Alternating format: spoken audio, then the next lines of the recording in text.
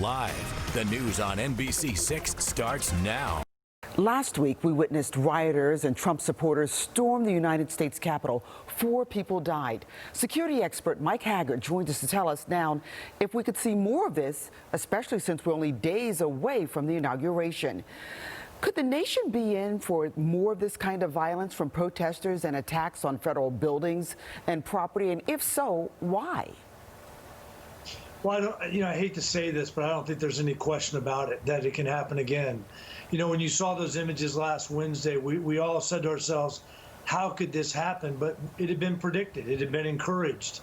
And what's really scary is that the authorities knew about it and they didn't take action or the appropriate action to prevent such a breach. So right now, hopefully all of our government officials locally, throughout Miami, at every government building, throughout all our municipalities and throughout the state of Florida, are getting ready, because it's not only going to be next week, but in the weeks after, as these temperatures continue to rise with the rhetoric going on out there.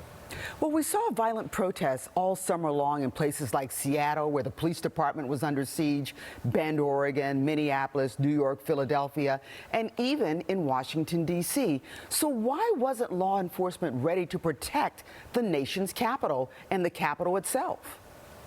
Well, and that's a question that still is out there. Now, when you're talking about those types of numbers and a giant demonstration that occurred last Wednesday with the threat that we're coming to the Capitol, we are coming to the Capitol. When you talk about the summer protests, it obviously was about racial injustice. And yes, you could say a police station might be targeted, but here we knew exactly what would be targeted. The online chatter was suggesting just that.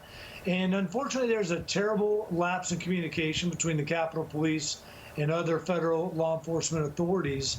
And really now, all we can do is hope that all of our governments, the city of Miami, right there in the Grove, are they ready? Is City Hall ready for these types of protests? Is downtown, Government Center, is downtown Miami ready? Because these protests, as they continue, and these mobs want to go after our elected officials. Mike, thank you again for joining us. We really, really appreciate you giving us your insight, and hopefully things will stay peaceful. Thank you for covering this issue.